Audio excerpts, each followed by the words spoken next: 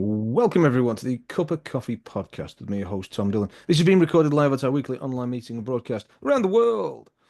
Today's topic is surfing the right wave in 2025 with Paul Lanfear.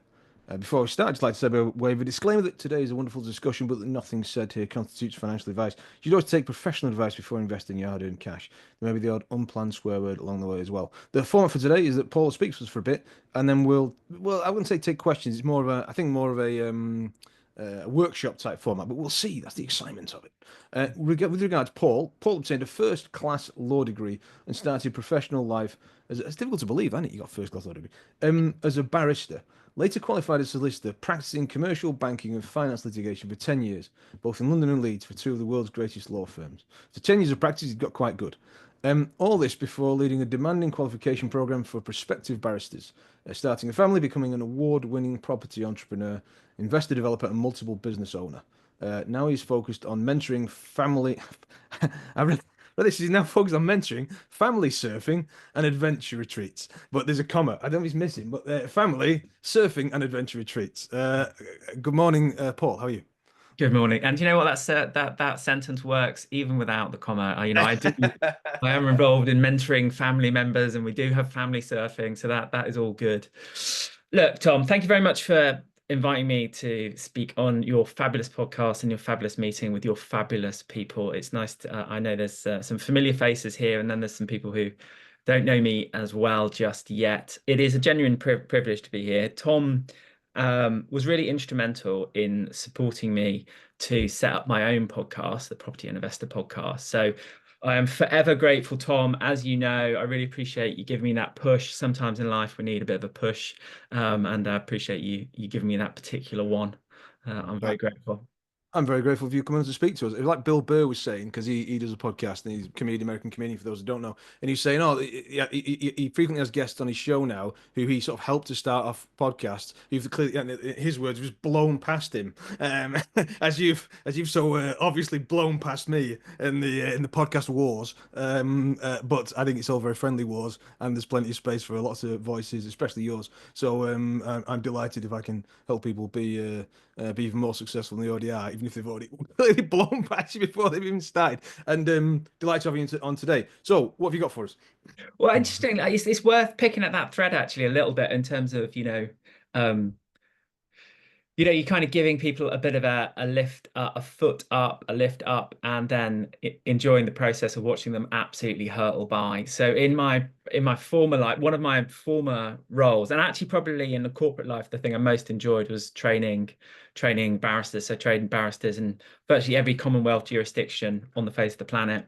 And what was interesting was that it became really apparent from my first day that many of the people I was training were considerably more intelligent than me, but by orders of magnitude. Some of them were clearly geniuses. But what was also interesting, well, and what was interesting is how um, humble and I think diplomatic they were as well. It would have been very easy for them to allow their egos to take over and make my life a misery, but they never did. They kind of sought out my support, and I find that with my inner circle group as well. You know, particularly like the second or third year after they've built up the momentum after we've had a year together. They go off and do extraordinary things, including things that I would never have the courage to do. They do these huge developments and they do all these extraordinary things. And I think, well, do you know what? Fair play to them, fair play to them. And occasionally they, well, not even occasionally, then they invite us to come and see what they're doing, and it's always very, very impressive. Well, look, Tom, thank you very much for inviting me. I'm going to my plan is that this is the highest value 50 odd minutes that you get in 2025. And so I'm going to send that straight out of the gate. You can judge me on that later. So what I thought we'd do is have a bit of think about the year ahead, and the inspiration for the title about surfing the right wave comes from my absolute obsession around surfing, and I'm going to tell you how I got to surfing, and then we'll get into the meat of it. So I think it's helpful on podcasts and in meetings just to do that kind of positioning thing so people know where you're coming from. And I think it is important in this context, but I'm going to do it in like 60 seconds. Okay. So um, it was funny that it made me smile that Tom said Paul, got a first class honors degree in law. That's a surprise because it actually is a surprise. It's actually quite a big surprise because when I finished school, I had really poor GCSE results, including failing various subjects, including not getting a GCSE in English, in English language. And my English teacher saying to me, who was a really nice guy, I just can't see you ever passing this English language exam. Well, you need to think about a plan B. Why don't you, maybe we should do English literature because you are interested in stuff. Um, so so how do you go from that to getting a first? Well, firstly, the context. I wanted to be a rock and roll star. I wanted to be in Metallica. I always say, I'm almost 50 now. They've not yet called. I'm beginning to think they're not going to call, but who knows? So I wanted to be a rock star, but my absence of any talent meant I need to think about something else. My parents are teachers. They encouraged me to go into education. I studied law for various reasons. And at some point, I met a guy who basically told me to give up. He told me to give up because I had poor academics. I had parents from the north of England who didn't have, job. They weren't barristers, let's be honest. And and I was completely broke. And he told me to give up. And so my response to that, I'm not going to use colourful language on Tom's podcast, was forget that, or words to that effect. Practice law, love the law, decided when my daughter was born, get some work-life balance back, train lawyers instead. And then the lovely Liz Lanfear, who is my wife of 18 years and the best human being I've ever met. She persuaded me to help her in the property space. She's more the property person. I'm more the business person. And that's, like a match made in heaven in many ways. So that brings us up to speed. Property wise, at our peak, we had 236 tenants. How do you get 236 tenants? You've got to be absolutely insane. So so the way that we did it is that we used very, very high leverage products, 80% leverage products, and did our best to recycle the funds as quickly as possible, used external finance, did some joint ventures. And I would immediately say joint ventures are a fabulous thing and need to be really approached with a good deal of caution, particularly I think in this environment where the current state of things. Then what else did we do? Then we built a management company on the top of it, added in some rent to rents, added in some more creative strategies, offered consultancy services, and got to 236 tenants. At that point, a really good friend of mine called Phil, unfortunately, left us. He's from your part of the world, the cuppa part of the world, and I had an epiphany, a hard reboot of my life, and that's where the love of surfing came from.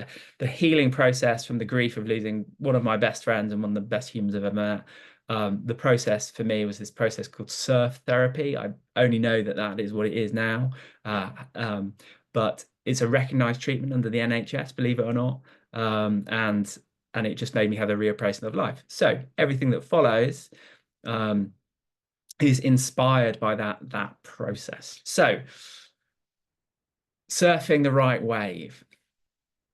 I think it's really, well, people tell me. So one of the pieces of feedback I've had on a session like this very similarly is from a really good guy called Ross. He said, do you know what, Paul? Unless I checked in with you I'm paraphrasing, every year for this kind of session with you, I would go from year to year, more or less doing the same kind of stuff and not really with like a massive sense of direction. And I think that's perfectly acceptable if that's really working for you, it's ticking all your boxes, you feel like you're thriving, you feel like you're heading in the right direction, you're feeling constantly inspired. I think that is, viva la difference. I think do it that way. But I think personally for me, I have a sense of urgency. And is that inspired by the events I've just described? I would say probably, yeah. It's like, I think there are two illusions in life. One, we're going to live forever. Two, we have to do it on our own. They are both. I said I wasn't going to swear on the podcast, but I think it's okay with Tom's podcast. I think they're both bullshit. I think they're both bullshit. We're not going to live forever, just to let you know, and you do not have to do it on your own. In fact, it is unnatural to do it on your own. We are community, tribal creatures. We're in an unusual situation in that through social media, we're connected to lots and lots of people. But I had an interesting thing that naturally we should be connected to about 100 people. And within that 100, there's a small inner circle of people who we have, a more invested relationship with. And that to me really makes sense. And I think, maybe it's a question of us getting back to that sense of our own community, because we're not meant to go it alone. Trust me, I have tried. It is not the path.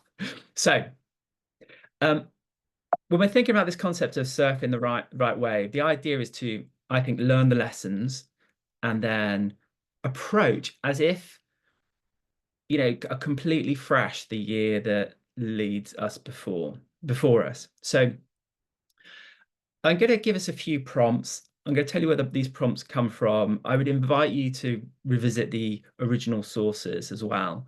So the first question I would like just for us to think about, I think if you're, at the meeting, you can write this down. It'd be really useful. I think if you're listening to the podcast, and maybe you can even pause the podcast and do it at your own pace. That's brilliant. I think if you're driving or looking after children or animals, I think perhaps let's revisit these questions later. Just listen for the moment. So I think one of the key profound lessons, the couple of profound lessons comes from a fabulous book by a guy called John C. Maxwell. John C. Maxwell is a man of real faith. He's got a really interesting perspective on the world. And it's called The 15 Invaluable Laws of Growth. The 15 Invaluable Laws of Growth. And should you ever read the book, you should obviously take it chapter by chapter. But the one that has fundamentally changed my life is chapter 7, which is the law of design. And it's great that we're recording this at the early part of January, because it's almost like it is the perfect time to record it. John C. Maxwell in the book says between Christmas and New Year every year, you should do a couple of exercises. The first is you should ask yourself this question, which is, what was I meant to have learned from last year? So what are the lessons? And this was not the first time I've ever heard this question, because a really good mentor of mine lost an enormous amount of money in Sweden. He's American, but he invested some money in Sweden. Clearly didn't do the right due diligence. Lost a lot of money, but it was a really significant amount of money. It was one of the most unpleasant things I think has ever happened in his life. And speaking about it, he had this really interesting perspective that he shared with me on it. He said, when something like that happens, you have to ask yourself, what is the lesson? What was I meant to learn from this experience?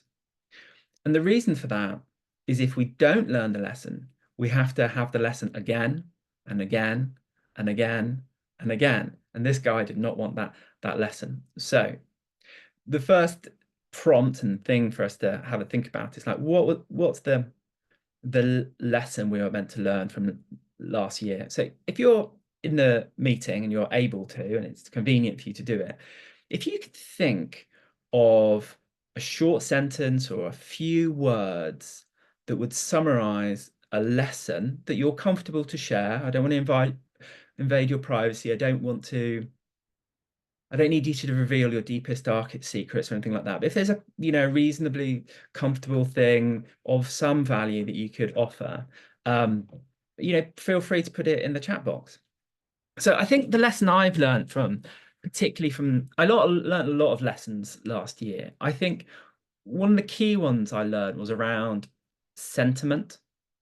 I would say that sentiment, certainly in the United Kingdom, is the worst it's ever been. And I think it'd be very easy to point fingers, point blame. which I hesitate to do other than to suggest that our corporate media are not on our side. So, they don't want you to win. They don't want you to thrive. They don't have your best interests at heart. They don't want you to be healthy, happy, and wealthy. They want your eyeballs and they want your attention. And so I think that's a lesson that I've really learned this year, is that sentiment, certainly in the UK, is at its absolute low. Does the UK have various challenges it needs to resolve? Yes. Are those challenges going to require conviction, bravery, courage, dealing with difficult situations? Of course, of course. But I would say, my grandfather was in the Second World War. I would say he was dealing with something, him and all the men and women who were involved in that, they came back as he did, like thoroughly traumatized, terrible PTSD. Um, you know, let's be honest, we're not there. I think there's much that we can be grateful for. So I guess it's a question of like, what are the lessons we need to learn? And then when we've reached those lessons, well, I mean, I suppose what other things we mentioned there. I mean, a lot of people listening to this podcast and in this meeting are interested in investment. You look at a chart of anything. I challenge you to do it. Go onto TradingView, get yourself a free account, look at a chart of anything, and you'll notice that virtually everything goes from the bottom left corner to the right hand corner. So it's been accretive in value. It's gone up in value. Virtually everything since January has gone up. So despite all this doom and gloom and the fact that we're told the world is coming to an end, miraculously assets seem to have done really, really well. Isn't that, astonishing? Maybe in fact the world is not coming to an end. So that I think is an interesting observation. Property has done really well. We know that as well. Tom's learning probably when you get to day-to-day space, think, but it's not easy. Probably should be. Yeah, I think, if I'm to summarize that, Tom, the point is that things are much harder than it seems. I mean, that's actually interestingly a point that's made in the book. He says that everything, he calls it the power of two. Everything is more expensive and takes longer and is much harder than you think. Everything, and that's definitely true of all things. Thank you for that. So then I think once we've answered this question of what the lesson is, we need to think about the end in mind. So we're always evolving as human beings. So one of the things I would urge us to think about, we're going to do I can sense this is an advanced group. So we're going to do the advanced version, okay? The advanced version is to reflect deeply upon the words of Stephen Covey. And the end in mind. And specifically, because we're all grown-ups in the room, the advanced version is imagine you're at your own funeral. And imagine you can overhear the conversation of the people around you. So please, those people who are listening to this live, in the chat box, put at least one word that you would like to overhear someone say about you in the chat box at your own funeral. Imagine you're walking through and you can hear them. What would be that word? No, Tom, not that.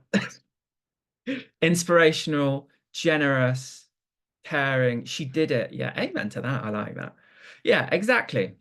I think that's really good. I think one of the ones that would certainly be something I would want to hear is kind.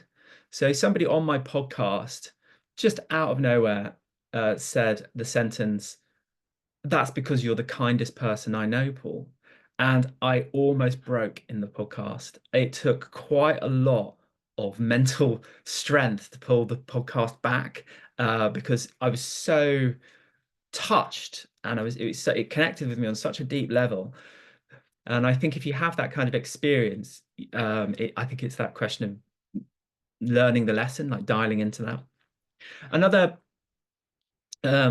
question and prompt that we'll then turn to, again from John C. Maxwell, is when we're looking at the year ahead, is actually to look at our diary for 2024 and to go through every single appointment you've ever attended which actually doesn't take as long as you'd think, and decide whether you want to do more of that, less of that, or you wish to eliminate it. And he actually suggests doing this in the gap between Christmas Day and New Year's Day, but now is a great time to do it. So I'll leave you as that's a project to do kind of in your own time. But I would really do that. It's really eye-opening. And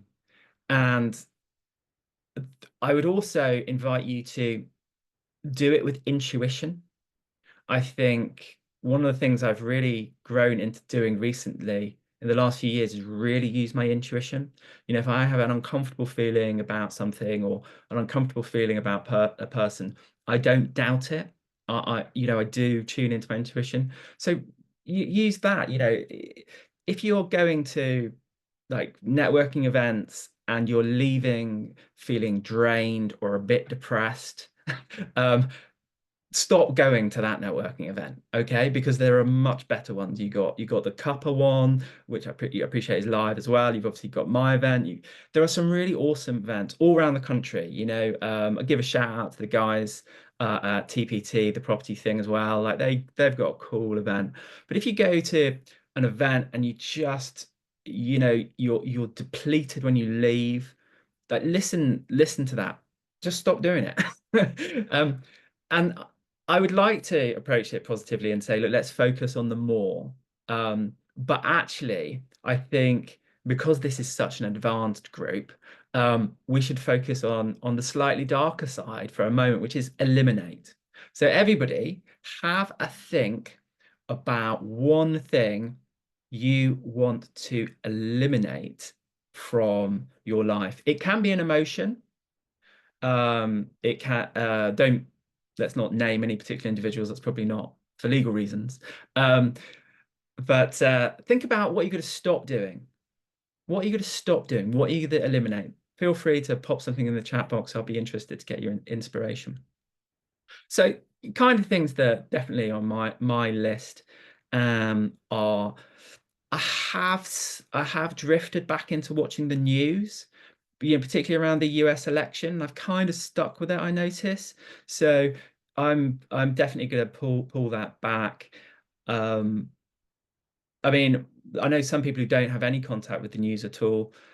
I tend to get to a point where I will scan the headlines. I'll do it late afternoon so it doesn't ruin my entire day. And I'll look at it fairly skeptically. So I'll look at the headlines from the perspective of what, I know this sounds a bit punchy, but I'll look at like, what is the propaganda for today? And I'll work out like what the messages are that I'm meant to be absorbing here. So let's have a look at what's in this stuff. There's a shout out to William White Cloud stuff. That's awesome. Eliminating property management, cleaning, investment properties. Yes, let's definitely do that. That's a what, £15 an hour kind of task. I suspect you are not a £15 an hour kind of woman. Doubting yourself, yes. So removing self-doubt would be good. Not the easiest task in the entire world. I think how would we resolve self-doubt? I think it's about connecting to the deep reason for doing anything. I think that's one of the ways that I become self-doubt. And I think everybody has self-doubt, other than like narcissistic sociopaths, perhaps. But maybe we don't want to be one of those. So if you're a normal, well-adjusted human being, everybody has an element of self-doubt in all aspects of their life, whether it's their work, all kinds of elements. What I think works for me is anchoring in a relationship between what it is I have to do and the meaning behind it. I think the big crisis that we're going to face in the 2030s is a crisis of meaning, a crisis of purpose. And we need to head that off at the pass. So I think every activity that we're engaged in needs to be linked to a real purpose and real drive. So I don't actually have goals anymore. I have missions, and every single one of them is is so linked to like the core of me that I'm willing to kind of, walk through fire to get there. And obviously, you leverage what you can. So I obviously am deeply in love with my wife, Liz. So I leverage that, that I'm doing this to be of service to her. I leverage, the love that I have for my daughter. So trying to be a good example to her. I'm trying to be like a good member of the community. I believe in personal responsibility. So I believe it starts with me. Like I have to kind of behave in a way that I would like the rest of the community to behave. So I think that would be not a hack, but that would be my approach to self doubt. So more, less, eliminate. And just if you want the like punchy version of the eliminate thing, when I'm kind of talking to Liz about taking on something new, she says this thing to me. She says, well, what are you going to stop, Paul? And what I find is that I find that question really irritating. And I think if a question is irritating, there is a truth in it that you don't want to face. So, for example, my surf mentor, we were talking about before I came on the podcast with Tom, that I've got, much better shape, by orders of magnitude recently. And I would say part of the seed for that was planted by one of my surf mentors who said to a group, not to me, he said, if you're not making the progress you wish, you need to ask yourself why. And I was furious and I didn't know why, but I was so activated by the question, and it took me a while just to get my head around it. Like, why, by him asking me that question, why are you not making, and he wasn't asking it to me, he was asking it to a group. Why are you not making the progress that you wish you would be making?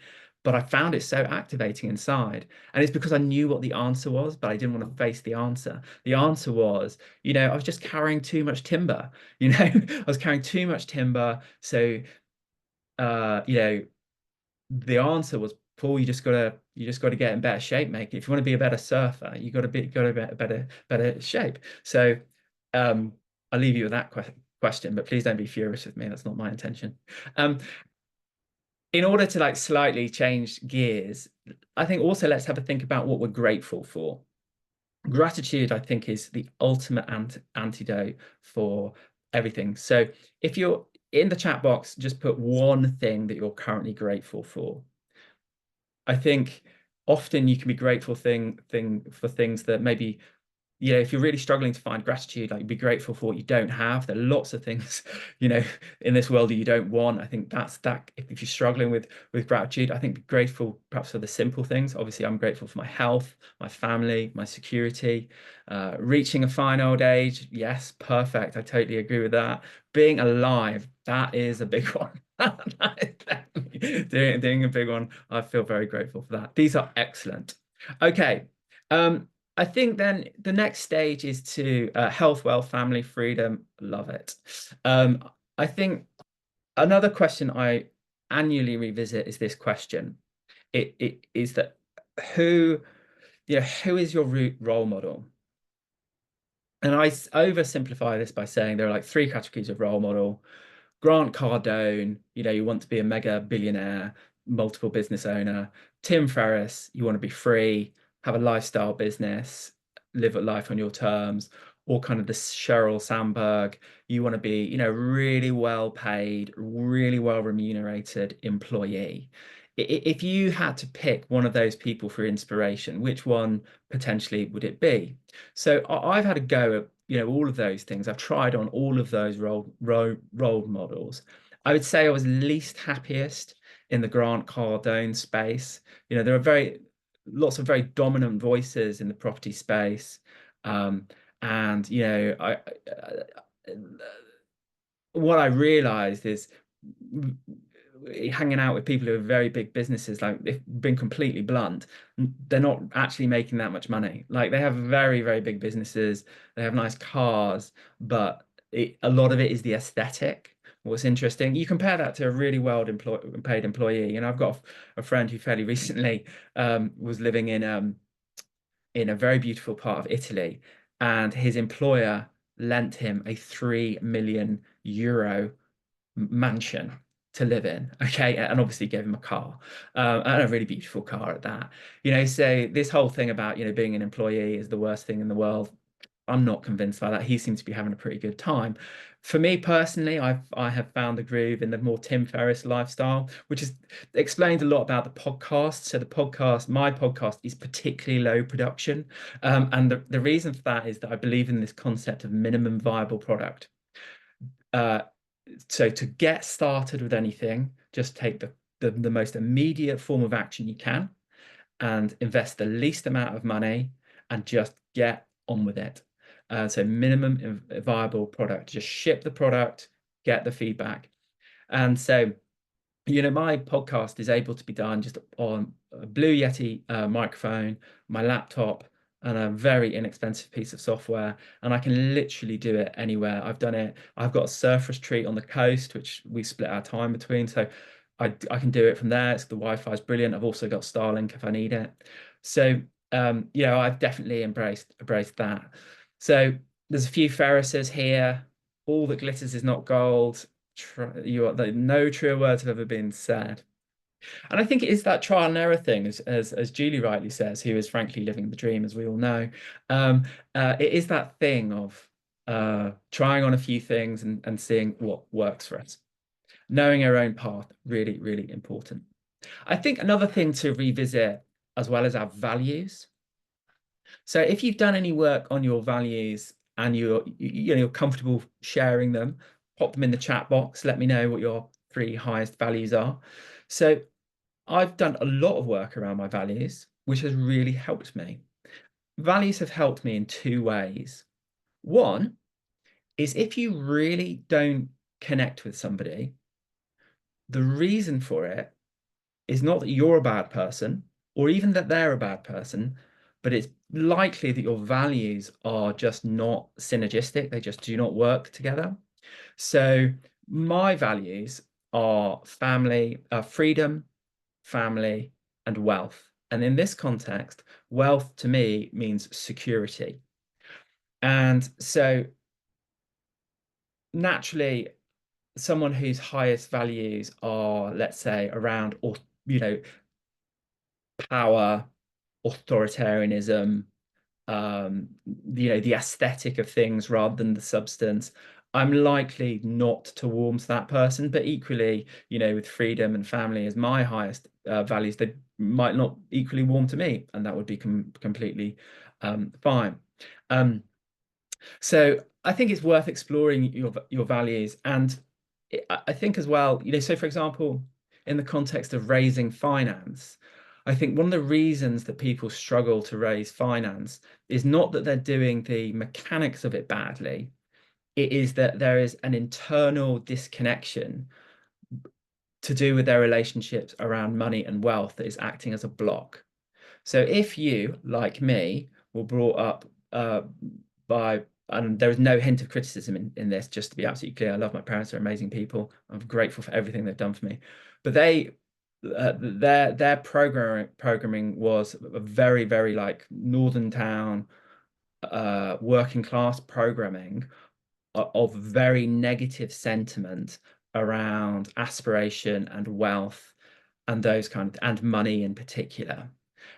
So the kind of things you would hear is that, wealthy people only got there by exploring the working class, that wealthy people only got there by exploiting people generally, which might be true in some contexts. I'm not necessarily disagreeing with that, but it's not universally true. I have met lots of extraordinarily wealthy people who have got there because they have invented something, or they've worked out how to do something, or most often they've found a problem in society and they've worked out a really good way of fixing it.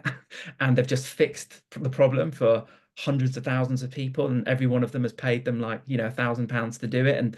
And that's how it's worked. And they've employed lots of people and they've given them pensions, and it's all fantastic.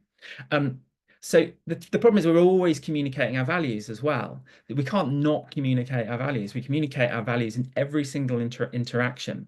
So I think if there is a disconnect in our values, that's the problem. And to mention my inner circle group, one of the things I do almost at the beginning is we do a process around values to get that all just like squared away so that we can make some reasonable progress. I even encourage people to put in their business plans. Another thing I suggest that people put in their business plans, which I don't often see in business plans, is inspiration. So think about a book or a film. You can even use a person, but a book and a film is good. A quote that really acts as inspiration for you. If you've got one immediately to hand and you're in the meeting, like drop that in the chat box. I would say if you don't currently have one of those right now, I'll give you one. Which is, there's a really great film called 14 Peaks, and I would urge you to watch 14 Peaks. I think the strapline is like nothing is impossible. That 14 Peaks is a really fabulous film. I'm in fact going to watch it tonight. I watch it every year and I'm going to watch it tonight. Start to walk and the way appears. Martin Luther King. I love that. That is perfect. Absolutely perfect. I like a Jim Rohn quote as well, which might in theory have tattooed upon me at some point, which is don't ask for security, ask for adventure. I really like that Jim Rohn quote. I also think people, if I want to make any criticism of them allowed of the wealth creation industry and the personal development industry, it's like everybody quotes Jim Rohn, but they never give the credit to Jim Rohn. It's as if they've come up with these things themselves. It's like, oh, for the love of God. If you're quoting the deceased man, at least give the guy some credit. Do something today that your future self will thank you for. I absolutely love that. If you think you can or think you cannot, you are right. Henry Ford. Ain't that the truth? Okay, so I'm going to give you a few predictions if you like. So this is what I think. So I think thank you very much for that, Howard. Howard has very kindly popped it in the group. That's really helpful. It was a great book as well. I didn't even know it was a book. There you go. So I think I'm going to make a few predictions. I think there's going to be continuing doom and gloom, sadly, ladies and gentlemen. And I think the mission is that we need to decide today that that is it, that we have had enough, that we are no longer going to tolerate it, that we're going to build, as you guys already have, lives of purpose and meaning that are not reactive to the doom and gloom and not sensitive to, you know, all the fear and fear mongering. I've noticed two really disappointing trends. One is that there's a really big movement amongst influencers now to focus on negativity to get engagement. So people who used to be really positive about, you know, entrepreneurship and creativity now have abandoned that positivity and now really just use a lot of negativity to drive engagement. I have left that behind. So just unsubscribe from all of that, all those people. I think the second thing is, have you noticed, like around this time of year, that there's this really and apologies if I don't wish to offend anybody if this is your perspective, you're entitled to your perspective, but there's this really negative sentiment around New Year's resolutions. And you know, I've seen some quite unkind social media posts around it as well, like kind of mocking social media posts. I think honestly, Tom, apologies again for the swearing, but for the fucking love of God, if somebody wakes up on the 1st of January and says, I'm going to get my shit together, I'm going to stop smoking, I'm going to like eat a better diet, I'm going to get a bit more exercise, I'm going to do some prayer and meditation. I'm going to try and connect with nature. I'm going to try and repair that relationship with that lost long friend. Whatever it is, I think if someone wakes up with a positive intention, the whole planet should cheer them on and say, yes, you know, we're behind you. Let's go. Happy to support you. You know, I would like to learn from you. I'd like to be encouraged and supported by you. I think this negativity around New Year's resolutions is just ridiculous. So let's not play that.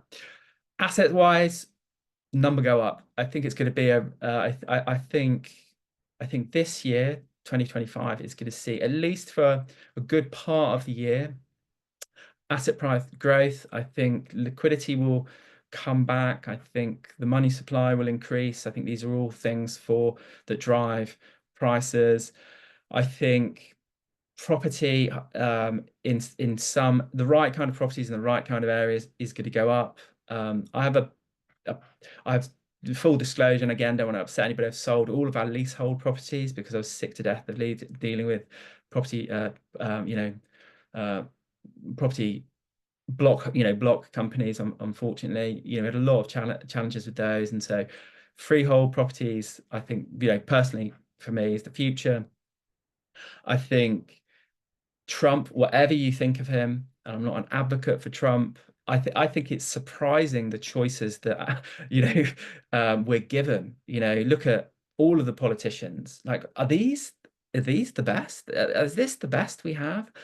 So I'm not standing here as an advocate for Trump. I do think he's going to be good for growth in the US. I think he will. I think the Nasdaq is going up. I think what's going to go up with it. I think that if the Nasdaq's going up, probably for some of the year, Bitcoin is probably going to go up for some of the year. I think that gold is likely to be going up. None of this is financial advice. Do your own due diligence. But if you I think if you didn't know, if you were starting from zero and you didn't have a thing to think about, it would be like open an ISA, think about a balanced portfolio. If particularly something like the Nasdaq expressed by an ETF called EQQ. Maybe if you don't want to do gold, you could use a silver ETF. Make sure it's priced in pounds, make sure it's physically backed, make sure it's unleveraged, make sure it's by a sensible provider. And then if you want to add a bit of spice to it, you could put, and because we're talking about putting it into your ISA for those that are in the UK and able to access an ISA, you could put in something like, and I'm not an advocate for this company, but if you want some crypto exposure, you could put in Coinbase, but I would make that the smallest slice, if at all, because obviously Bitcoin and crypto have done pretty well over the last 12 months.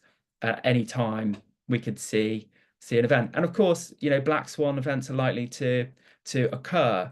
Just in the last few days, there have been various events in the US that look a lot, like they could be they are of the flavor of kind of black swan inducing events. I'm not going to dwell on them too much, but at any point the market could shift. What is the solution to that? The solution is you could learn a new skill. So the skill would be, how do you set up your investment portfolio with stop losses and that kind of thing, if you choose to use stop losses. It goes well beyond what we can discuss today, but that is one way of protecting downside risk. That is a skill that requires research. So I think if you're in your 20s, that model portfolio would be something like 70-20-10. So 70% a fairly aggressive index if you've got an appetite for risk, 20% silver as a proxy for gold, but it's a bit more leveraged than gold. And then if you're into the spicy stuff, you can maybe have that 10% for Coinbase. Not financial advice, just a bit of fun.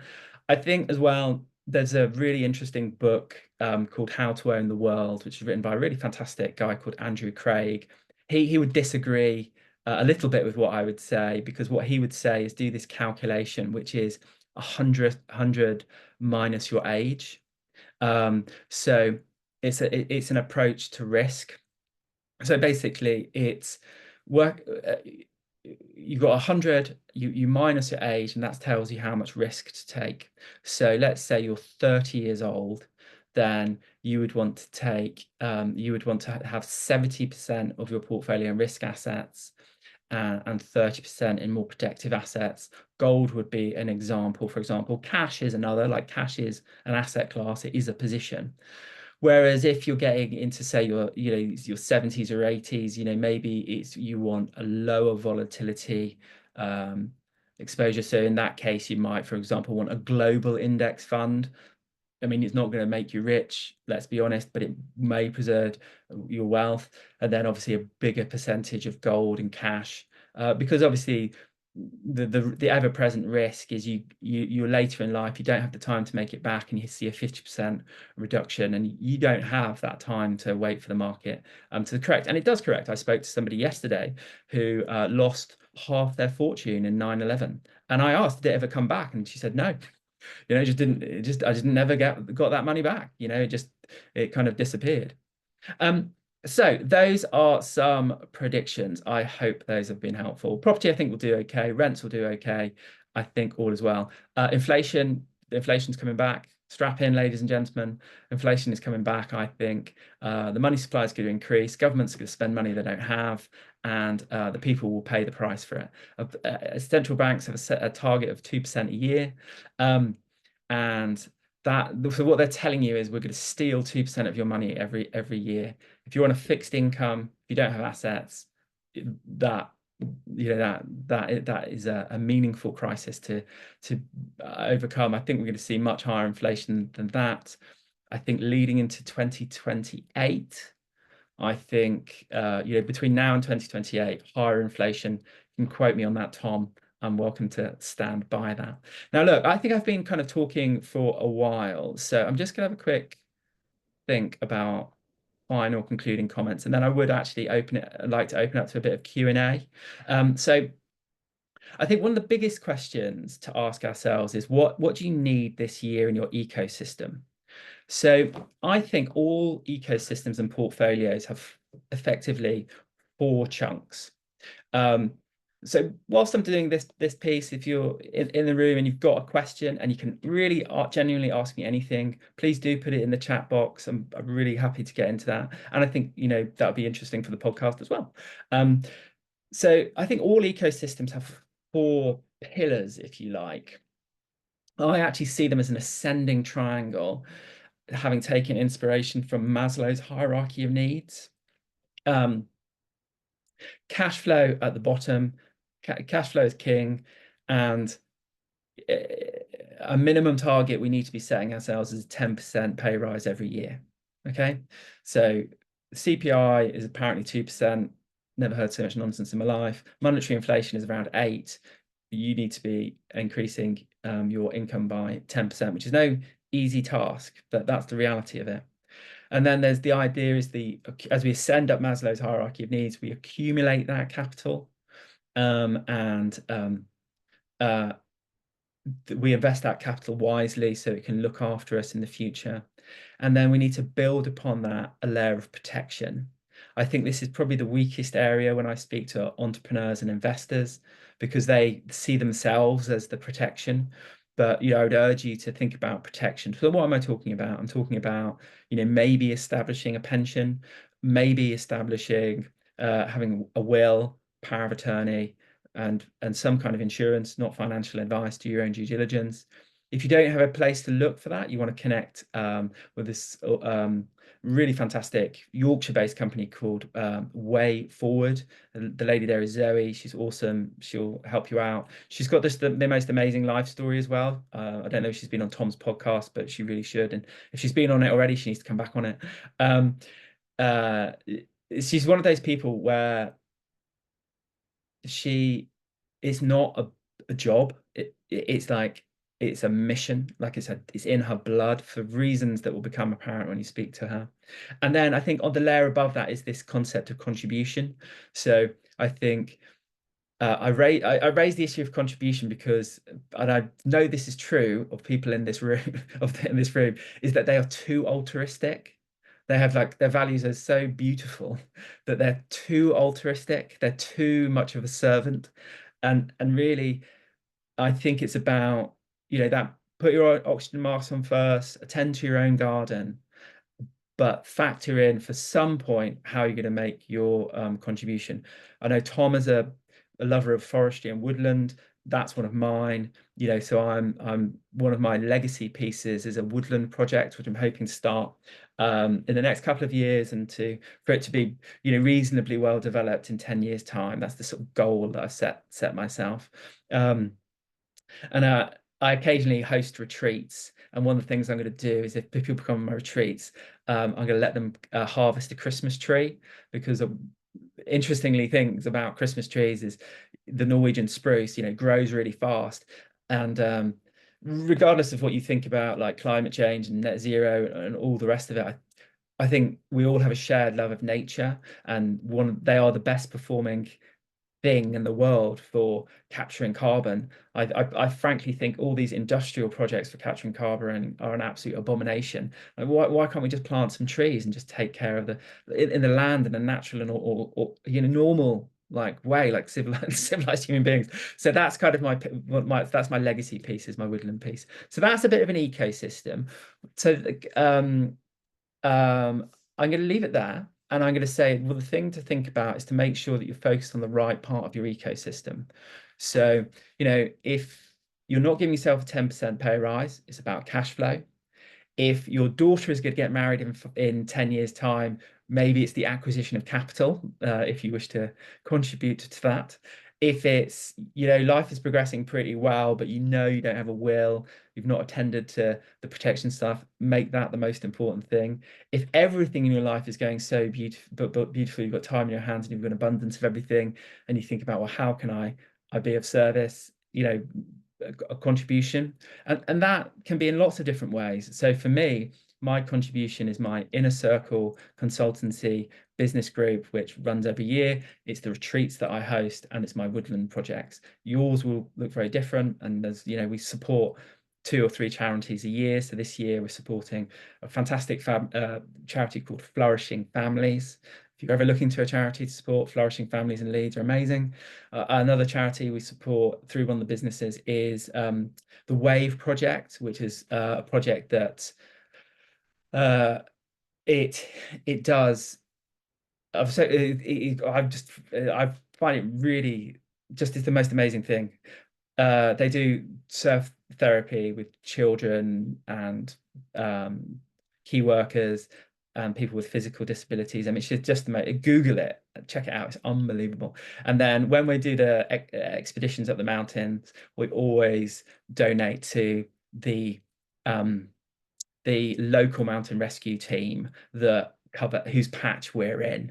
So look, I think I'm going to pause there and invite some questions. Before we get into the questions, please do connect with me on all the social media channels. I'm pretty easy to find. Paul Lanfear, Lanfear. If you've enjoyed any part of this, which I hope you have, send me a message. Let me know which part you enjoyed, because I'm going to focus more on that as we progress. But Tom, if I hand back to you, have we got any questions? I hope the people enjoyed more than one part, 'cause there's quite a lot of parts. So they've only they've Oh, only mate, enjoyed one mate, part. I'll take one. You'll I'll take take one part. one thing. Wow. Yeah.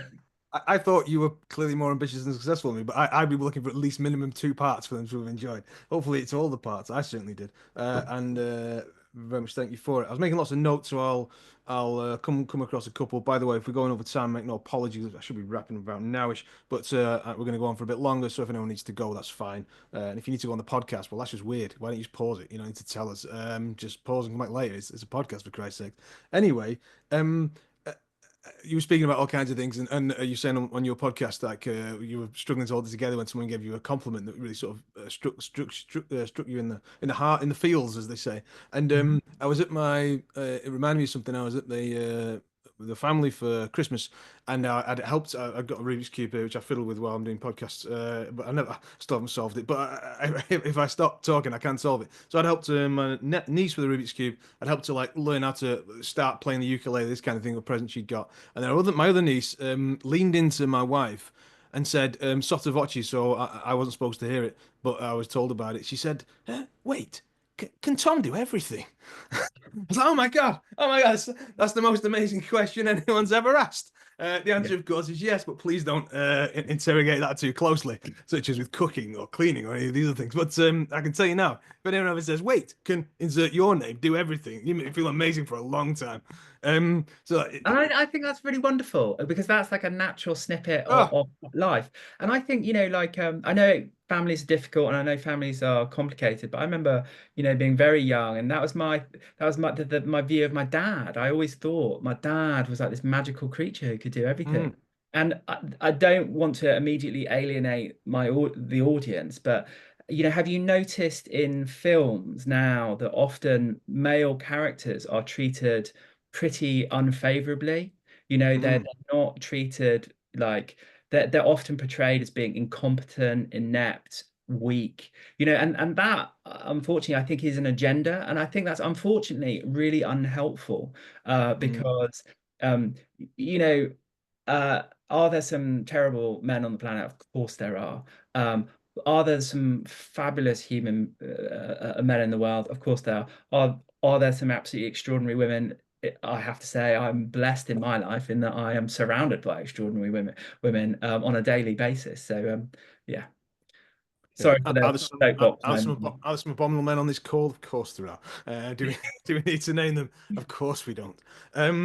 So to get into some practical bits, I think I've already said I found that amazing and I really enjoyed it. So I'll stop saying that. But you said to look through every appointment from 2024 on your, Mm, whatever, 6 months, whatever you've got, and then and see which ones you want to do more, which one do less, what you would want to do none of. On a practical mm, level, if you look through something and go, I think like you're saying, trust your intuition. I think it's a great one where for me, I would look at it and you get a feeling like that was a waste of my time, or that was mm. brilliant. There's been one recently we've been doing where we've been looking at some empty and abandoned properties and trying to get those back into use. Brackets also make if we make some money off it, great. But genuinely trying to nobody wants to live next to an abandoned house, been abandoned for 10 years.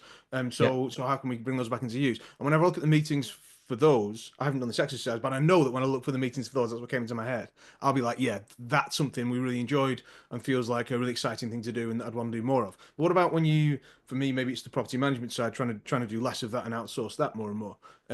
If I found one of those meetings where I'm talking about, doing a clean or whatever it might be, or yeah. changing the sprockets, the drainage in the lower field, how does one go about reducing the meetings, or is that a rather stupid question? You just stop doing it, just find another way to do it. So obviously you can delegate that function.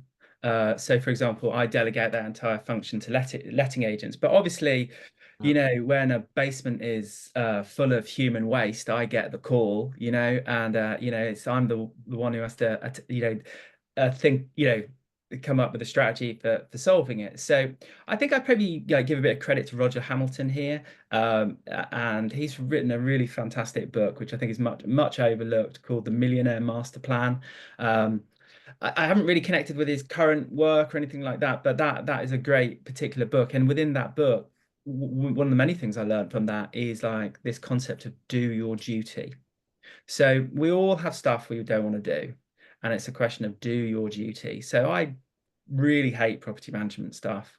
Mm, But in order to look after the assets, in order to have a long future in this game, we have to do our duty. So just suck it up, Tom, and do the duty.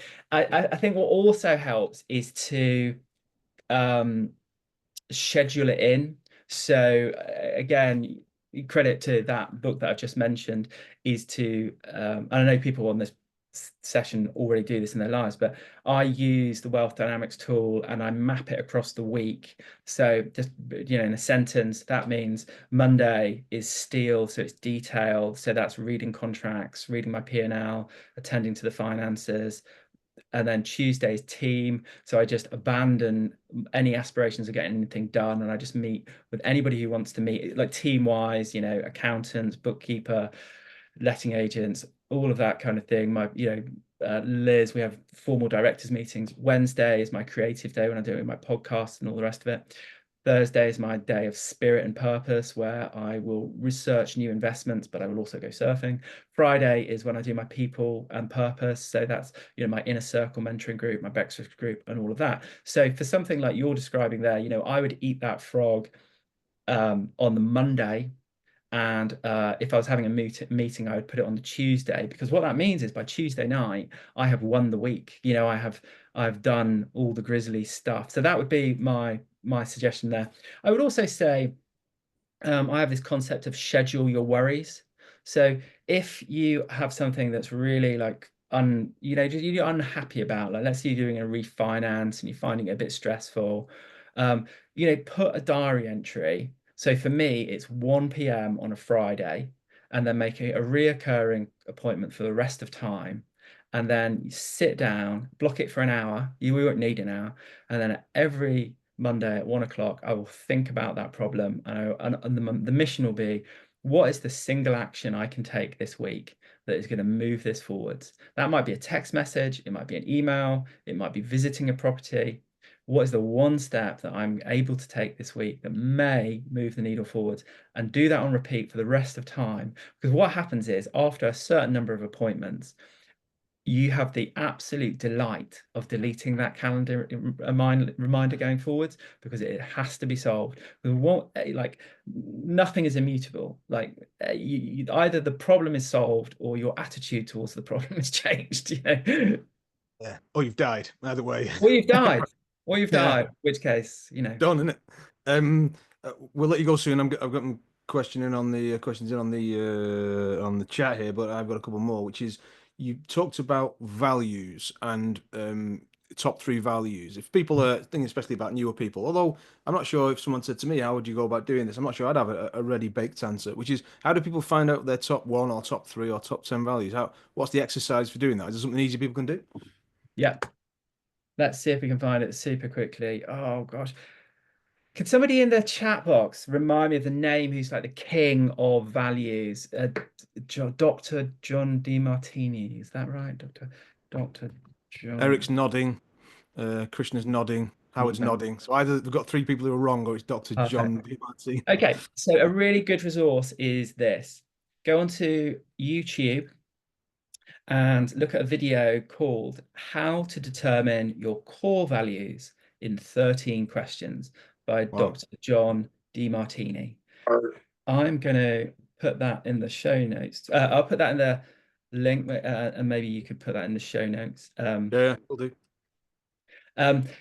So that's a great free resource to have a run at. And what's great about that resource is that he's pretty punchy in it, because that's kind of his style.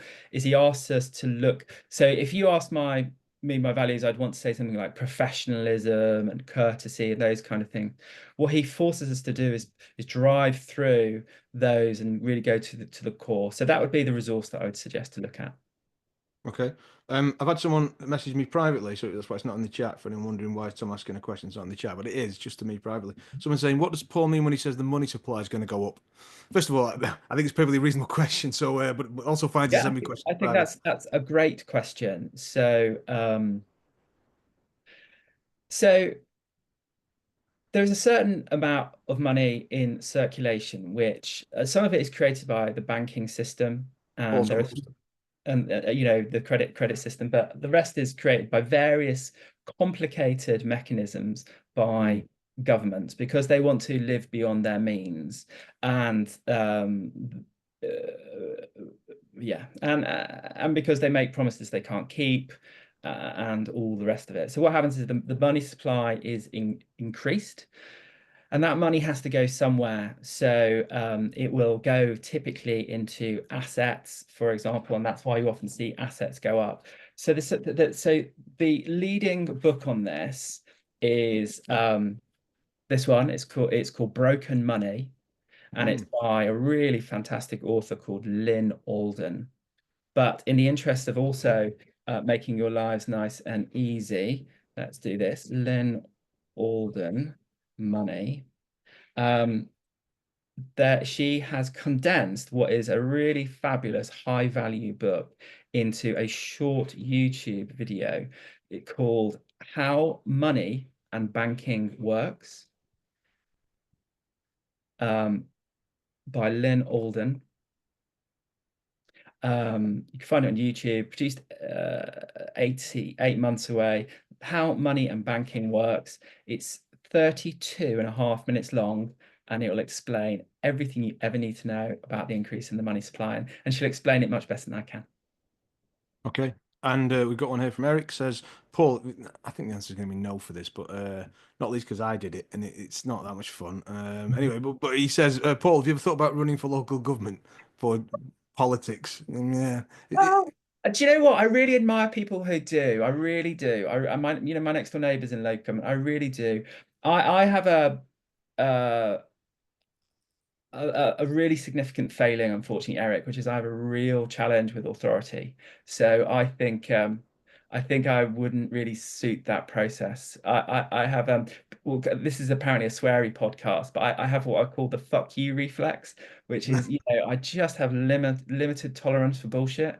And I think, unfortunately, that is the nature of our the way our system works. It's so disappointing, and there's so much corruption as well. And I can say that because, our local there's currently a fraud investigation into our local planning department, and it's a published fact. So and that's just the tip of the iceberg. I'm going to leave that there. But uh, so I appreciate in many ways the flattering question, but yeah, not for me on my occasion. I think my direction of travel is, I believe in personal responsibility. I believe in, taking care of myself, my family, my community, the world at large, the planet at large, and I'm working in that direction in my own way. Good. Well, it sounded a bit like Eric's question sounded a tiny bit like, well, can Paul do everything? Which is- and the answer is no, he can't do local politics, or he doesn't want to, or he's clearly gonna annoy people, especially now he's harping on about fraud investigations on podcasts, which I And, think is and, the and perfect place to leave it. that is in the public domain. Public domain I've doesn't not just constitute fraudulent advice. It was just, I'm not about to get myself sued. So there you go. No, I've just you'd be right. popped in the chat box. Perhaps they can go in the show notes. So my social media channels, please do follow and do send me a message and let me know what aspect of this you maybe have enjoyed. And do check out my podcast if you can, and do join me at one of my breakfast meetings as well. That would be absolutely fabulous. And yeah, are there any further questions? No. How do people find out about your breakfast? That's a question, I suppose. That's a There's really good good question. name. So we're on the same platform as you, so we use the Meetup platform. But if Yeah. you, I will we'll put a link into the show notes for the next one. But obviously that will, pass. But if you, I think there's one more question, Tom. All Uh, right. Okay. I missed one. Isu had a question. yeah. Uh, Isu didn't have a question. Isu said, "I've worked in local government, and there's a lot I could tell you about it." She's stirring the pot. Oh, further up, I'm getting. It's isn't it gestures great? Isu's got a further question further up. This is good television, isn't it? As I scroll further up. Full, here we are. It even mentions Maslow. All right, here we go. Isu says, at Paul Lanfear, considering Maslow, and in relation to my question above that I work with unemployed, what advice would you give them for this year? I think that's what would you advise you give the unemployed for this year? Um, I think that it it's about trying to find a way of being of service. Um, you know, is that in what way can we be of service, and can we find an organization to support, even if it's in no way the perfect next step, but if it's just a step forwards. I found myself, if I'm being completely honest, in some very dark places in life, um, often brought about by, working too hard and not taking care of the asset, me being the asset. And I think about, how I was able to move out of those places. And I think it is really quite literally, not metaphorically, one step in front of the other.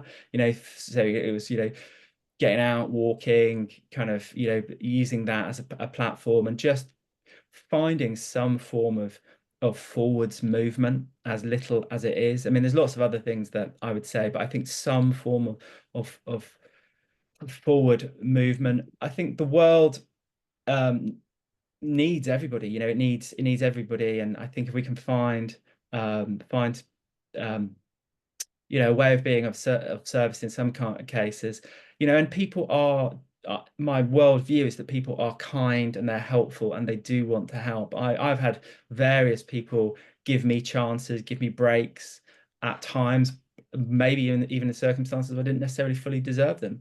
Um, and I'm very grateful for that. And I think that's the nature of human beings, is that they wish to, a lot of human beings.